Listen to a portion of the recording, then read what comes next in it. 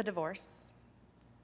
It was the hardest, time of my life, at least.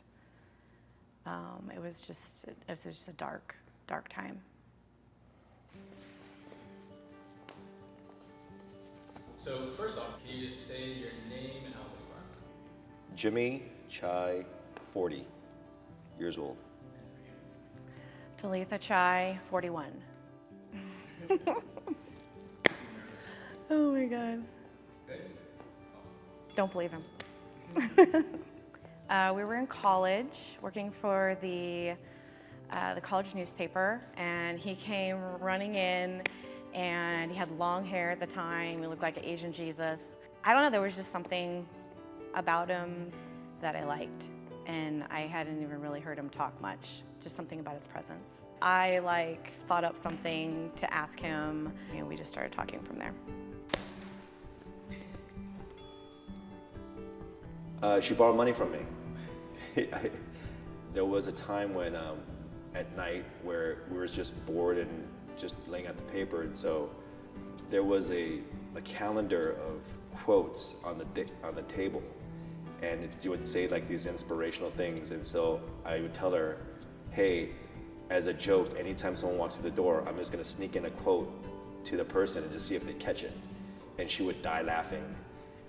Anybody that laughs at my jokes, I think I just fall in love with. So yeah, that's when I knew. So many. So many what? You could hear. Actually, I don't know if she wants me to tell her this story, but I'm going to say it anyway. Can you hear me? No. One time she was driving home, and she had to go to the bathroom. She had to go pee. And so instead of pulling over, because she was rushing home, and I don't remember why she was rushing home, but she had a coffee cup in her thing, and so she peed in the coffee cup. She's going to hate me for this, by the way. I know she's going to hate me, but it's okay.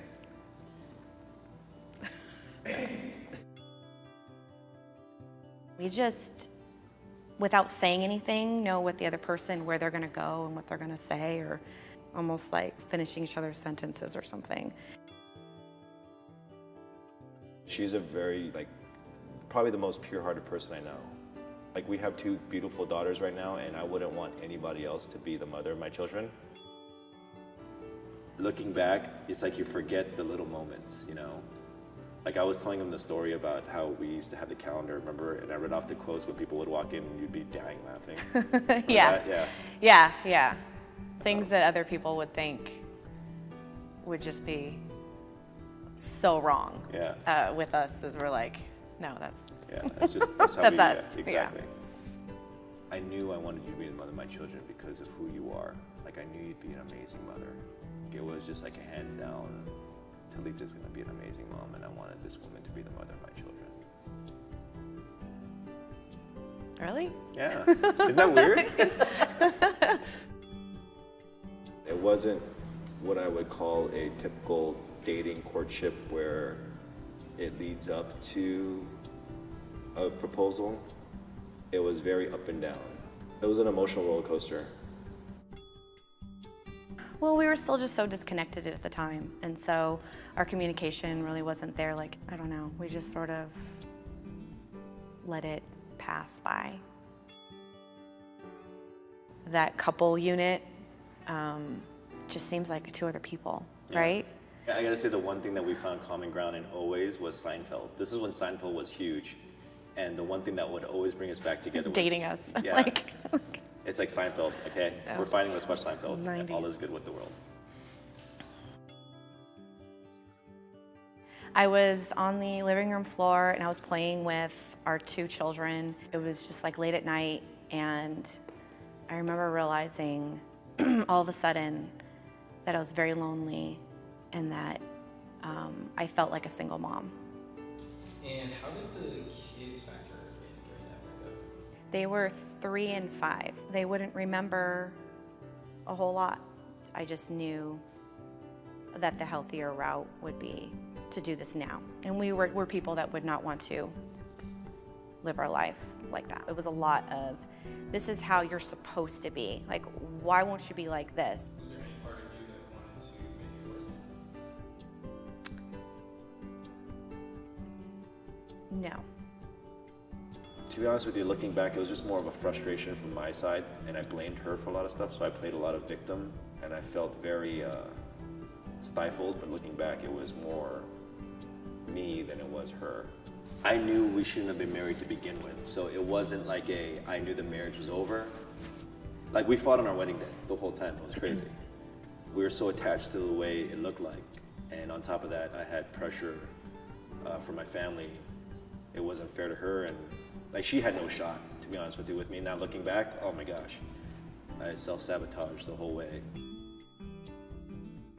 Most of my life, it was just easier to just keep everything inside, deal with it myself, and just react to things. And so I regret not telling you in a really productive way what I needed most. Which was what? A partnership. To walk next to each other. It was just awkwardville for a very long time. Eventually, just the friendship started to come back. We talk about the same things. We find the same things interesting.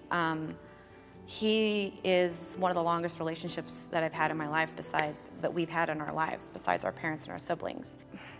We just want to be the best people we could possibly be. Our marriage was filled with just holding our faults to each other and, holding what was right or wrong about each other against each other. And now we're really obsessed with that there is no right and there is no wrong.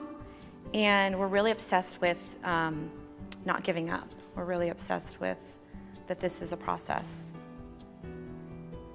I mean, to be honest with you, if you look at our relationship now, people would think we're married because we get along so well. And I don't know too many couples that get along like us, whether you're married or not married. It's difficult for my relationships that I have now with girlfriends because they don't understand this. How do you try to explain? I can't. And so that's why that's why I'm single. That I value this relationship that has been such a big part of who I am. Because we have children, I know that we're gonna have a relationship for a really long time. And I guess just sometimes I imagine the end of my life being able to look at you and without saying a word, know that we shared a pretty amazing journey. I wish I was kinder to you. I wish I was more understanding. I wish I was more authentic. I wish I was there more.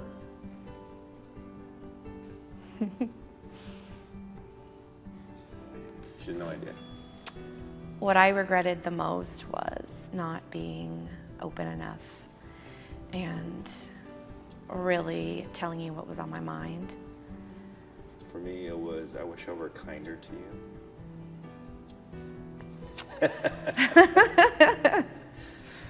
Honest, authentic, loving, and another thing that I didn't say was like committed. I was 1 foot in, 1 foot out in a lot of ways, and it wasn't fair to you. Yeah, we see the world the same way. We just don't live in the world the same way. We haven't talked about us as a unit in a very long time. It's always about the kids, so it's pretty interesting. Yeah, to us, this is really the only unit that we know. I talked a little bit about just how friendship was always just an underlying thing. Yeah. So.